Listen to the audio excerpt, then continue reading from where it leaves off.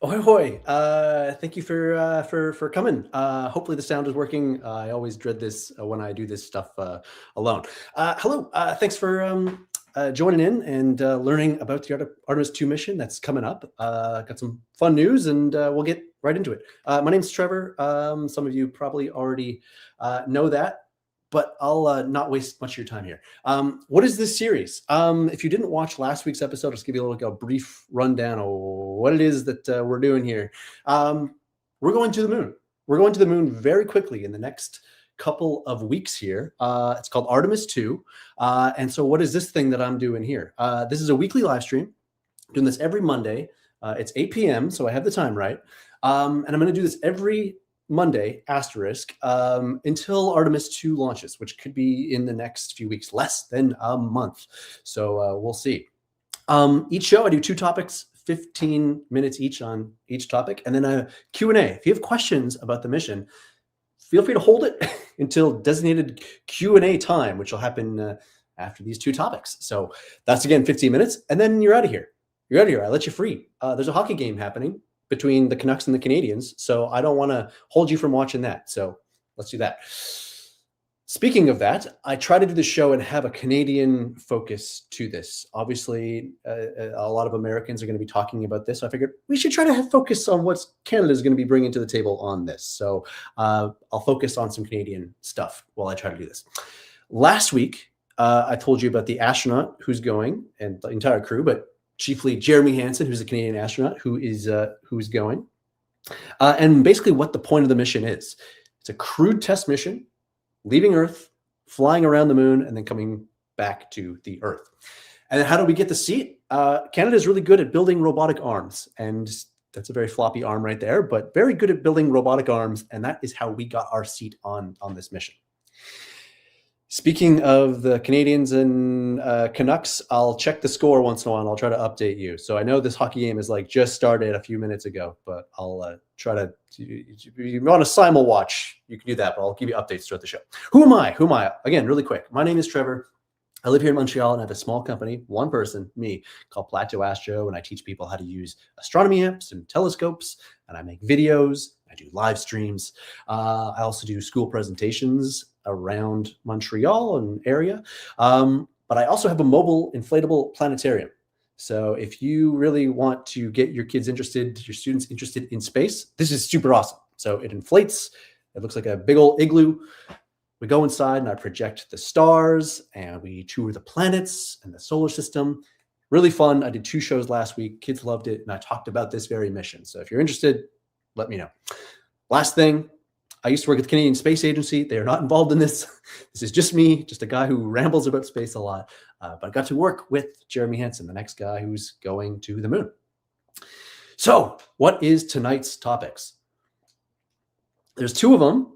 And the first one is going to be about launch windows, or basically how the launch date and time is decided. So that's going to be the first one. Then the second one is going to be how the rocket is rolled out to the launch pad. And I have some updates on both of these topics for you too that came out since I did the last stream last week. So first thing, launch date and time. So a few days ago, NASA finally released the dates and times. And I'm going to explain how this looks and why they've chosen these dates. So here it is from February, March, and April. So you see the calendars there. And you see these green squares on here. And these are the dates that they have decided are good for them to launch. And you might think, like, that's kind of weird. Why is it these specific parts of the month? What does that mean?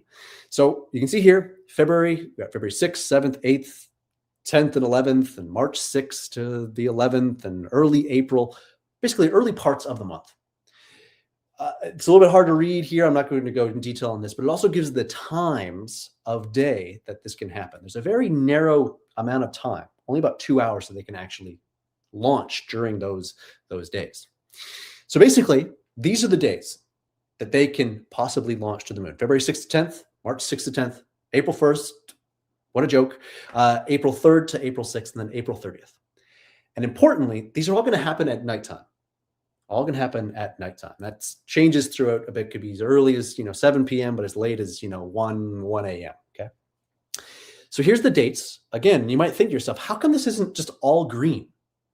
Why can't they just go at any time? And I'm a kid that grew up on Spaceballs, so what are you preparing? You're always preparing. Just go. Why can't you just go? And you can't just go to the moon. And I'll explain why. And I'm not a physics prof. I just an amateur, but hopefully I don't bungle this too much. And I hope I don't make it too complicated. I think it should be okay. So here's the Earth. You're familiar. And here is the moon. And it takes the moon about 1 month to go around the Earth. The exact time is 27 days or so, but just keep it simple. It's one month. So we have a rocket.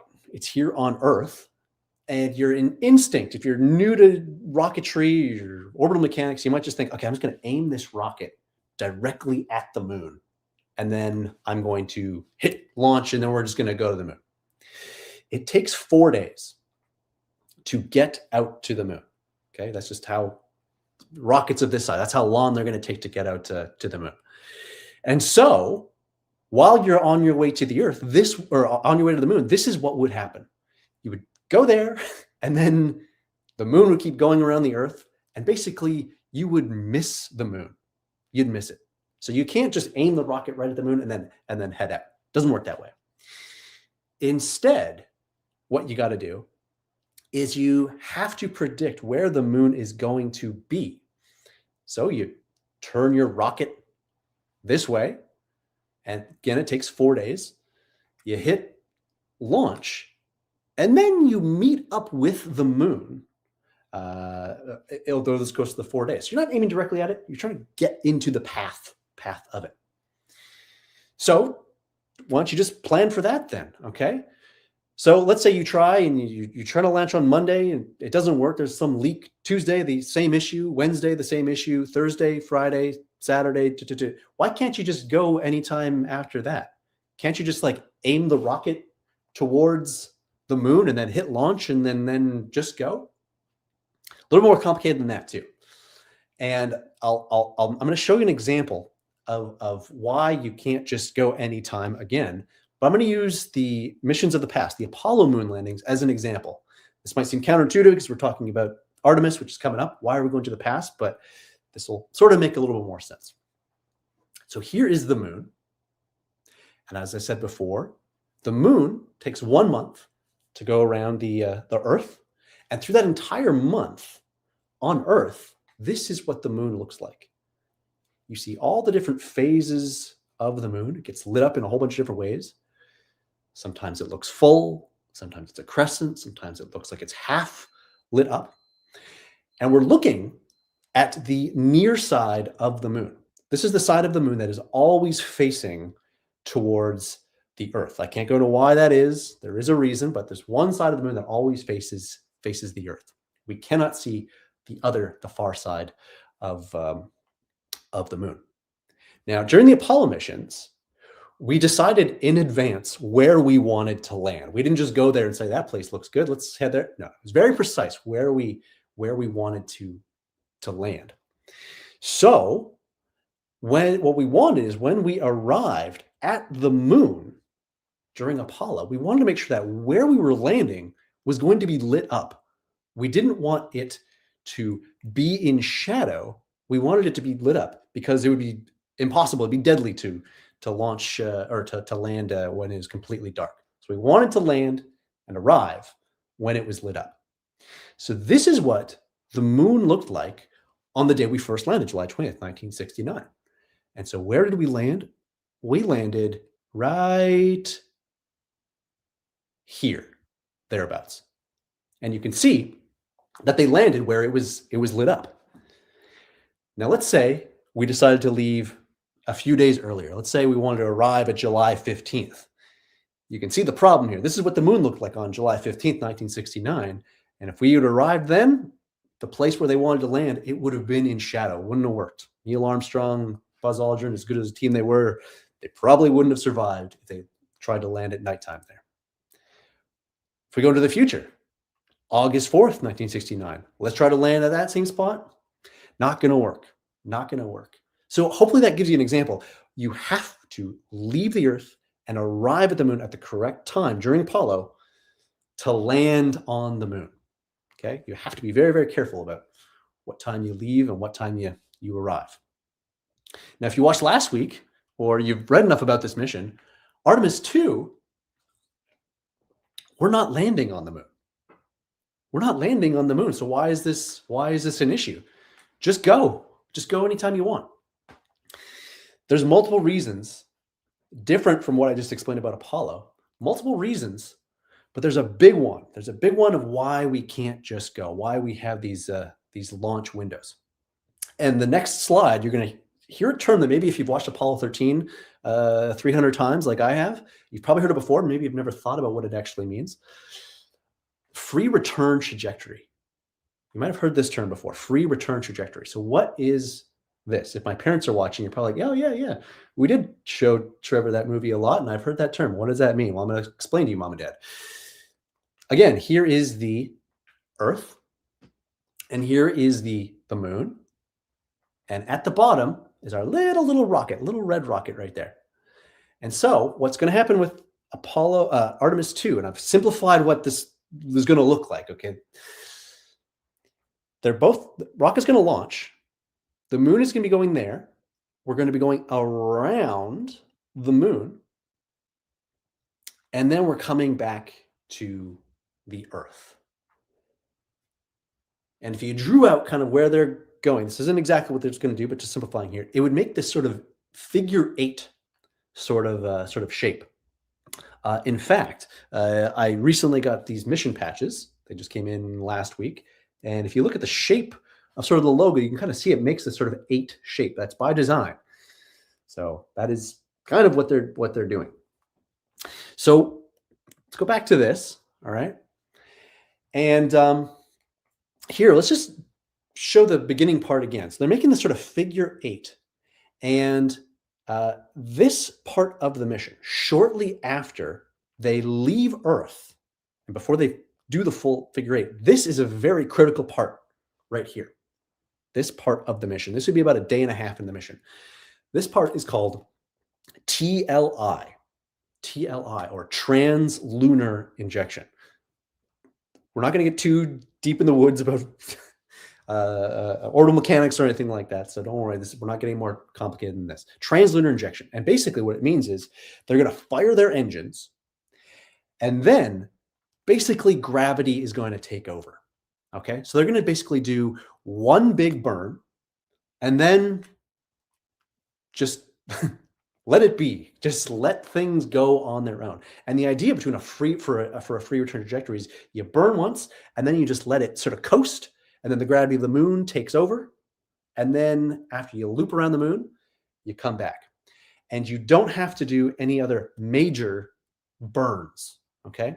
Free return trajectory. You burn once, let things take over, go around the moon, and then come back to the Earth. The important thing for this is the timing has to be just right. It has to be just right.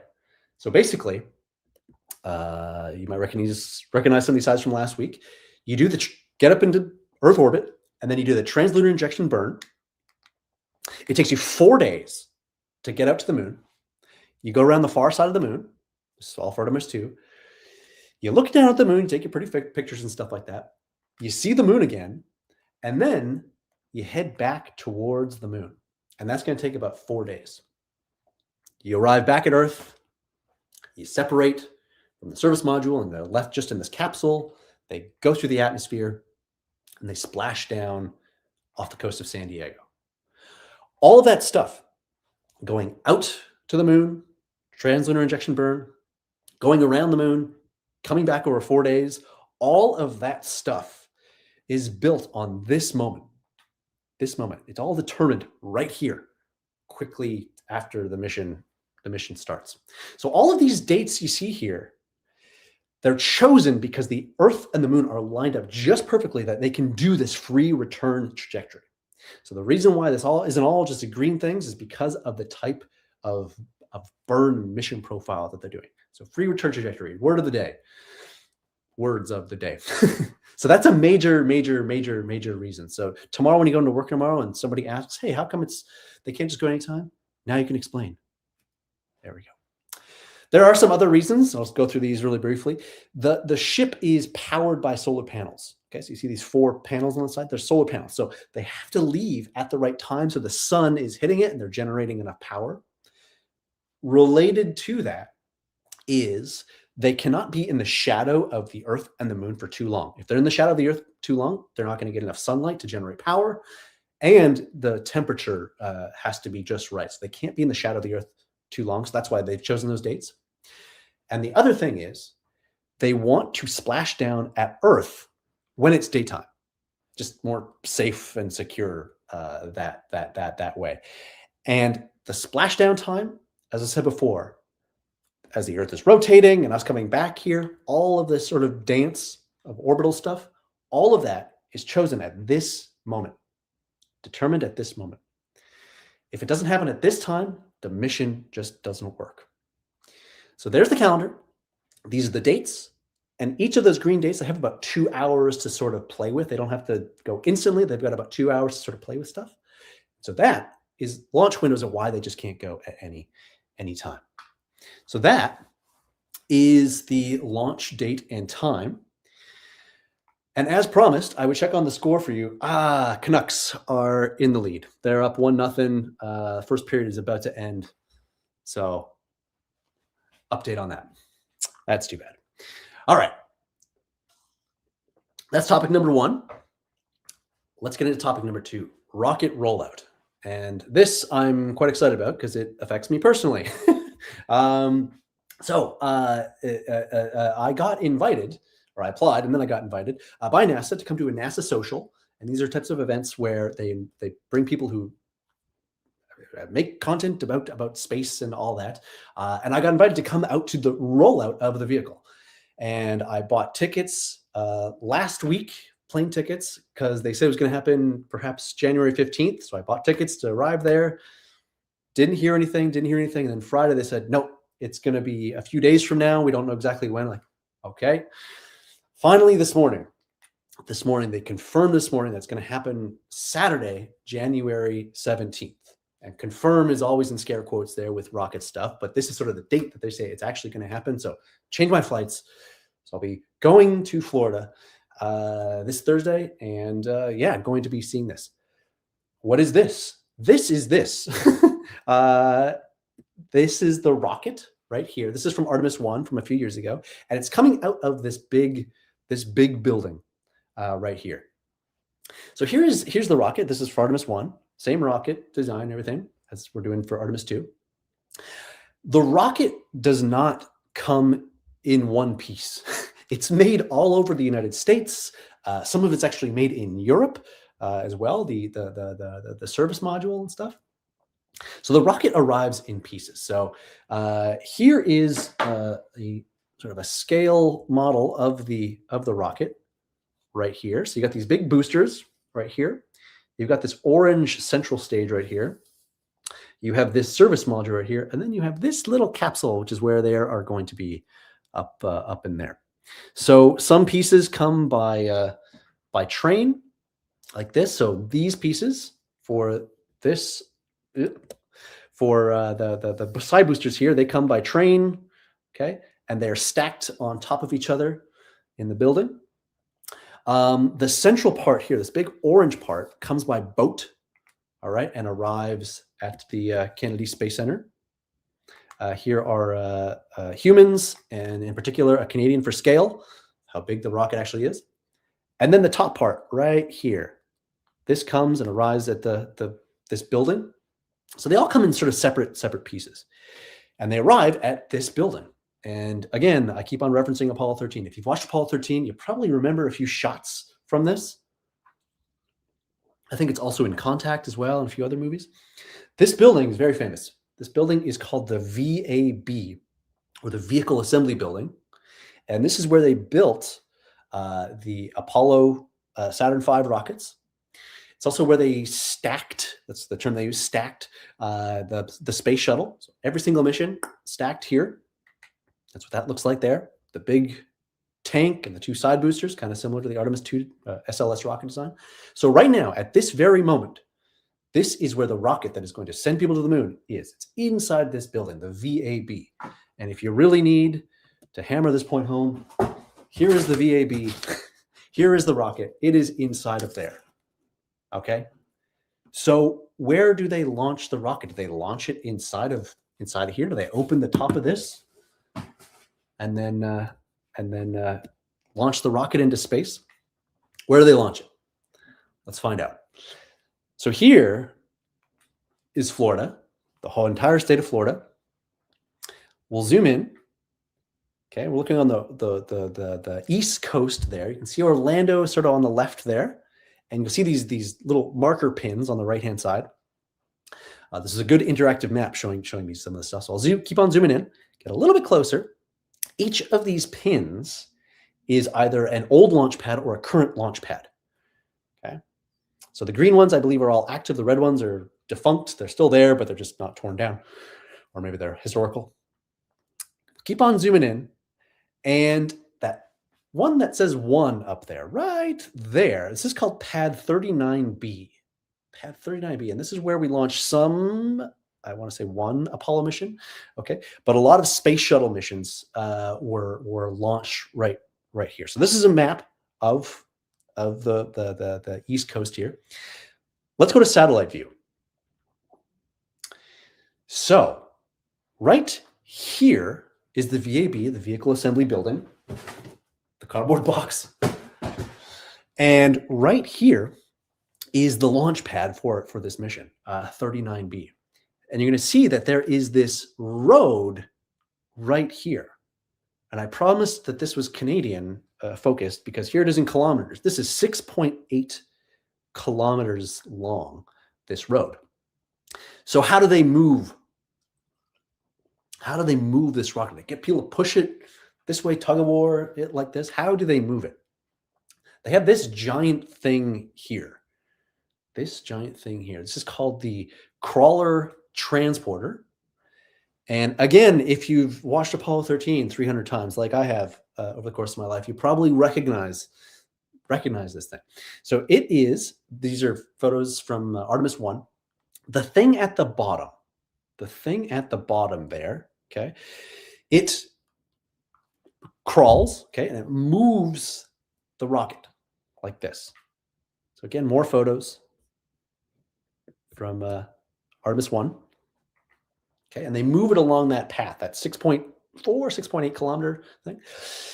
This is the same, I believe they have 2 of them, and they use the same crawler transporter during the Apollo mission. So this is the Saturn V rocket, okay, from the 60s and 70s. I think they've done some upgrades to the 2 since then, okay. Same stuff though, okay.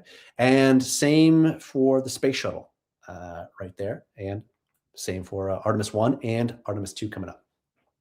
Now, the thing I want to mention here is if you look at the Apollo missions, you can see that there's that red thing there, okay. This is the launch tower. So for the astronauts to get up there, there's an elevator and they go up inside of there and then head into their capsule right there. So this is built right, it's attached onto the crawler transporter. And so as it's moving, the launch tower is moved with it. For the space shuttle, it is not on the transporter. So you can see it in the distance there. So they just sort of bring the shuttle, I'm doing this movement with my head here, but they move it and they line it up with the thing that the launch tower that would bring it to, and so the astronauts be able to take the elevator up and get into there. For Artemis II, they're back to the Apollo style. They have the launch tower attached to the transporter, and so it moves along with it. How fast does the transporter go? It moves at about 1.6 kilometers per hour. And if you're a metric to imperial professional, you know that is 1 mile per hour. Okay. I read what is the average time from moving from the VAB to the pad that we're going to. They say the average time is about 5 hours. But from the NASA social stuff, the invite, they said it could take as long as 12 hours for them to be able to move the rocket from the VAB to the launch pad. So the last couple of weeks, when I knew that I was going to be going to this event at NASA, I think people assumed I was going to the launch. I'm not. So like, oh, you're going to the launch? And I said, no, I'm not. I'm not going to the launch. I'm going to the rollout. And so, I'll see the rocket move, but very, very, very, very slowly. So that's it for me. They did tell me today that I should arrive at the place I need to arrive to on Saturday, January 17th at 7:15 to 7:45 a.m. Very tight window here. So I guess maybe they're planning that it could go on late into the night. I'm not sure how long this is going to take, but rocket rollout, that is how long it will take and how they will move it from the VAB to the launch pad. So I'm super excited to see this. Super excited to see the VAB. I've seen it in pop culture, or pop culture. By pop culture, I mean Apollo 13, hundreds of times. And so I'm excited to see that. All right, what is the score? The score is probably 1-1. Okay, Habs scored for the end of the first period. That's great. All right. If now is the time, I think I've come in right on time. Great. I've done each of my 15-minute topics. Now is the time for Q&A. So if you do have any questions, go into the chat right in there. I'm going to go through the comments here and just sort of see if I've missed anything. While you're doing that, just a few ways you can support what it is I do. A few different ways. If you want to do just a one-time thing, you can buy me a coffee. buymeacoffee.com/plateauastro. I'll drink it. I'll definitely drink it. That super helps. If you like what I do and want to help me keep on doing this forever, asterisk, I have a Patreon, $2.50 per month. There's higher tiers, of course, but you can start there. Probably one of the best ways if you live in Montreal or sort of near Quebec City or just in province Quebec. Ask me about my planetarium shows. I've got availability. So if you have a school that would be interested in presentations like this or inside of a planetarium, that is a big help. YouTube, if you're watching on YouTube, subscribe, of course, and all the social media stuff right here, Facebook, Instagram, and Threads. And newsletter. I don't monetize this or anything like that. I sort of announce what I do. You can sign up there. One thing for teachers and parents, though, that might actually be useful is I've made a page here, plateauastro.com/Artemis. Basically, I've just been collecting different links to activities and videos and stuff that I find, including the coloring sheet I found to print this off. And so this is, I think, a way to get kids sort of interested in this mission. Going here would be a huge help. I believe somebody also asked in the chat, where did I get my patches from? Yeah, I'll talk about that in a second, but I've added a link to that in there. Well, let's just do it right now. Yeah, so I have this patch here, which is the Artemis II patch right there. You can see the names of the crew members right there. I also have Jeremy Hansen, the Canadian astronauts, his personalized mission patch right here. A lot of symbolism in here. I can't talk all of this right now, but maybe in a future episode, I'll go through this. So I bought a few of them. Some I'll give away to some friends and stuff like that. But I put the link on that page right there. Other thing, if you don't want to hear a man ramble for 30 minutes each week, I've made a quick 10-minute video with all the details about this mission right here. You can see my fancy little Earth-Moon fence right there. And I was thinking about this today. Probably one of the best ways you can support is honestly telling people about this mission. I've been seeing some chatter online the last couple of days, how it's kind of surprising how few people know about this mission. Like if you talk to a friend, you say, hey, do you know that we're going back to the moon and a Canadian is going? I would bet 8 out of 10 times a lot of people don't know. So tell friends about this mission. Take them by the collar and tell them all about this. And then tell them about me, because that helps me personally. Anyways, we should tell more people about this. It could be going off in 3.5 weeks. So you should tell people about it. All right, Q&A time. I'm going to go through the questions here. The comments here. I'll see if I can find one. All right. How many times will this mission orbit the moon, or is it just around and back? Yeah, okay. Yeah, so on this mission, we're not landing on the moon, and we're not orbiting the moon. I'll just take that off. Well, I'll leave that on there, actually. There we go. How many times will we orbit the moon? Yeah, so we're only just going around the far side of the moon and then coming back.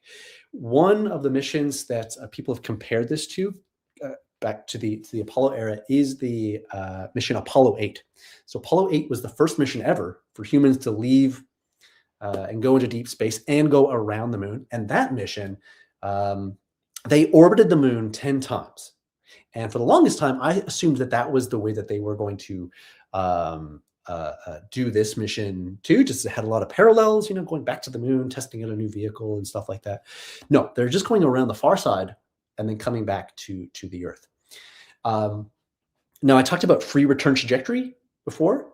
And if you kind of think about it a little bit, and you know just a little bit of basics of orbital mechanics, which I gave you a little crash course there,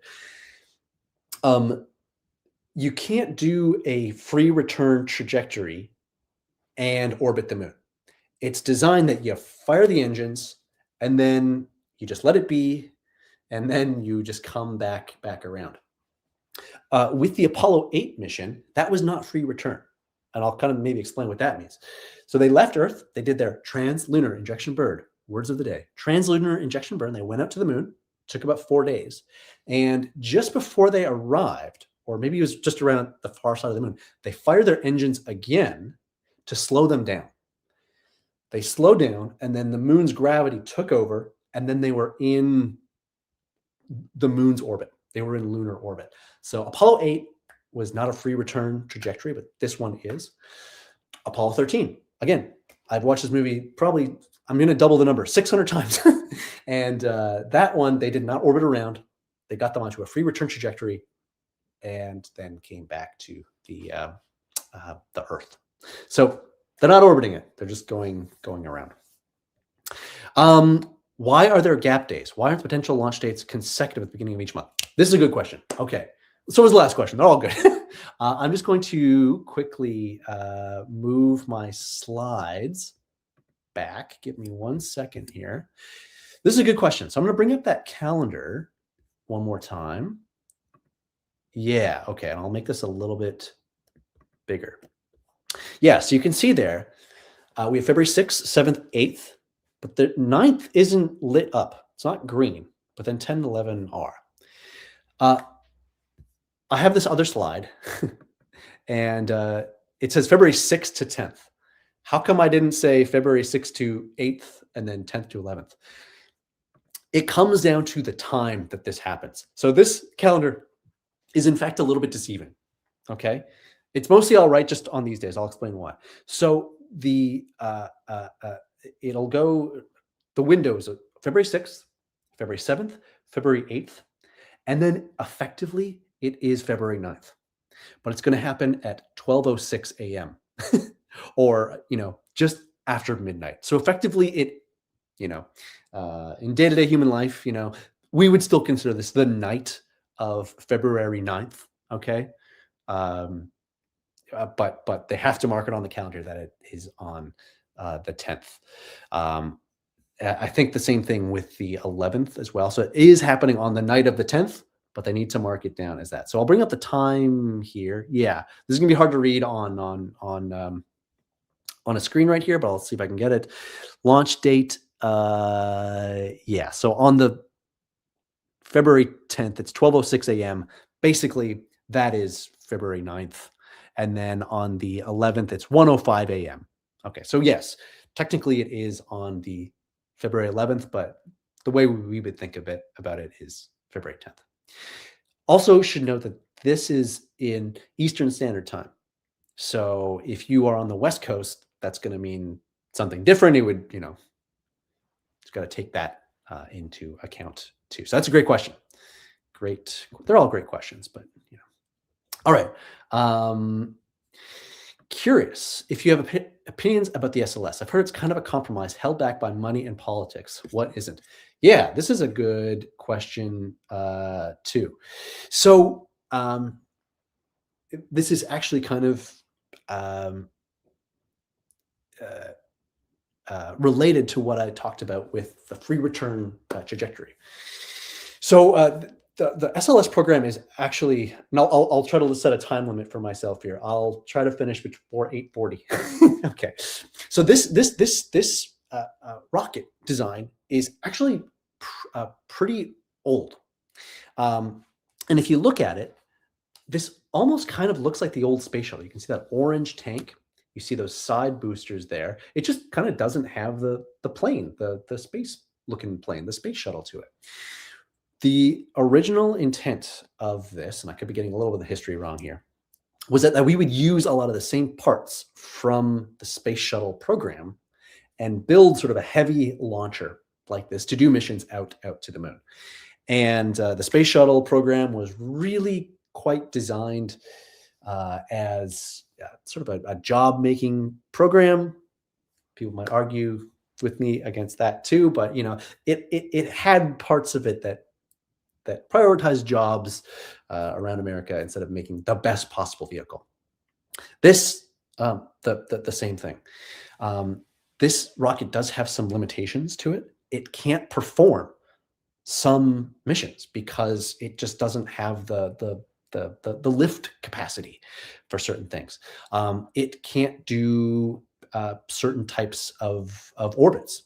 I could be getting this wrong. I'm not even sure if it can go into a typical lunar orbit like Apollo 8 or basically all the Apollo missions. I could be having that wrong, but there's just limitations of it.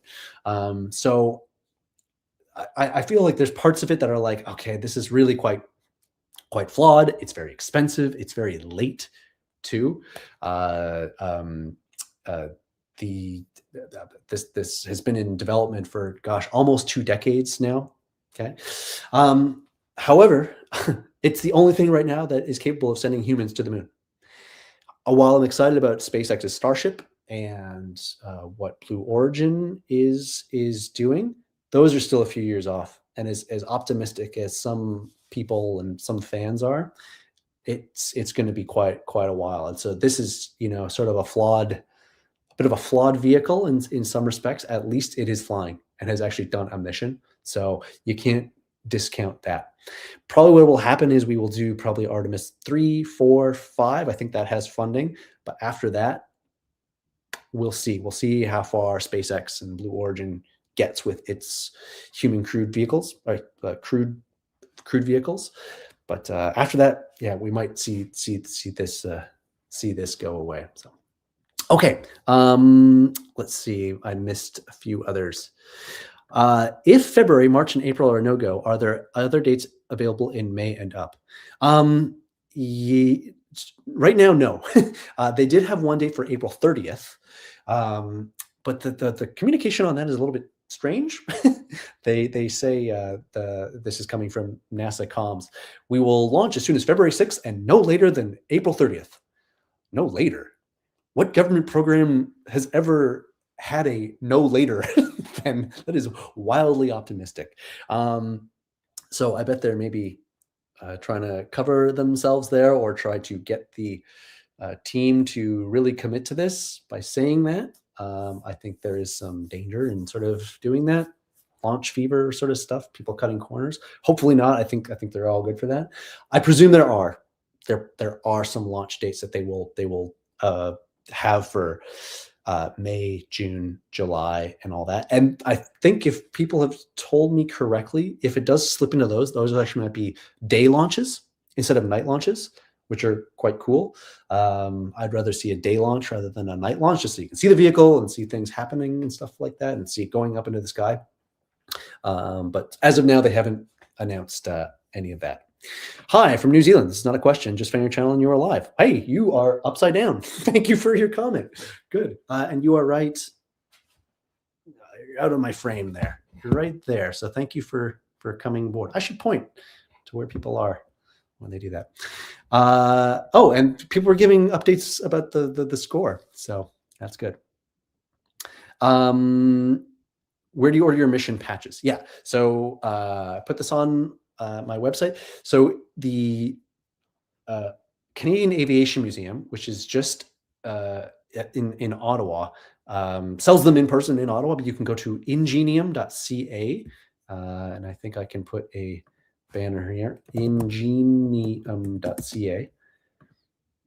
And they sell a bunch of different patches in there. In fact, one second.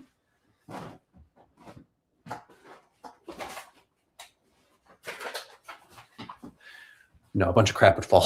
I've got some other patches there. I got a Canadarm patch from them, a space shuttle patch, and all sorts of stuff. Every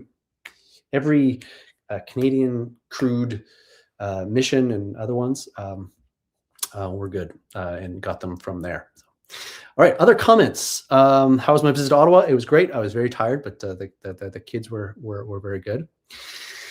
All right. From what do you know? Do you think there's any chance Jeremy will walk on the moon on Artemis II? Okay. Good question here. Yeah. So Jeremy is on Artemis II right now. Last week I said that we got this mission because of Canadarm3. Okay. It was also implied that Canada would have another seat on a future Artemis mission. Okay. So Artemis III is planned to walk on the moon. There would probably be 4 people on that mission. And this is where the complications with the SLS rocket design comes. So they would go up into space in this rocket. Okay. They would arrive at the moon and then dock with the Lunar Gateway, that sort of space station that would be around the moon. Then a SpaceX Starship would dock with the space station there. 2 of the 4 astronauts would go into the SpaceX Starship. That would land on, they would leave that space station. They would land on the moon, be there for a couple of weeks or a week or so, come back from there, dock with the space station again, and then all 4 of them would get back into the Orion and then head back home. A little bit complicated, I know. Everybody knows this. I'm going to presume that the 2 people that will be walking on the moon, one of them will be a woman, just because that is part of the Artemis program, is to get the first woman on the moon. I presume they were probably not going to choose a Canadian to do that. I would presume that would probably be 2 Americans to do it. That's my guess. And I'm not sure if a Canadian would be on Artemis 3. That would be cool if it were, but I'm just going to kind of guess not. If it is, it would be probably Jenny Sidey-Gibbons. She hasn't been to space yet. Joshua Kutrick, our other astronaut who has not yet been to space yet, he is planning to go to the space station. We'll see when that'll happen, this year, next year. Some flight stuff needs to be determined there, but I don't think Jeremy will do another mission after this. So, yeah. But I could be wrong. I've been wrong about a lot of things. I probably said everything wrong here tonight. So we'll see. All right, it's 8:44. I theoretically should be done here in a second, but I'll just I'll see here. Can the Orion vehicle carry more than 4 people? I was in the impression the design called for room for 5 astronauts. I think maybe there is a way that they can configure the seats to get more people in there, but so far I've only seen it with four people. I can't think of any questions. Just want to show my support. Yeah, thank you. Good luck on the rollout, Jet. I'll be watching. Say hi to Jeremy for me. My pleasure. Not a question, but if anything is wrong lately, I'm happy to be Alice in this timeline for the new space discoveries. Can you briefly explain what are the astronauts going to study while they're in the trajectory between the Earth and the moon? Yeah, I'll answer this one and then I should end the stream because I promised I would let you go. So on the way out to the moon, again, this is sort of a test for of the vehicle for future missions. So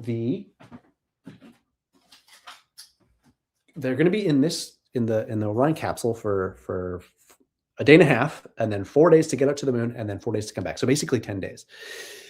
This vehicle is going to be used for future Artemis missions. So they want to test out the life support systems, make sure the toilet works, all of that sort of stuff.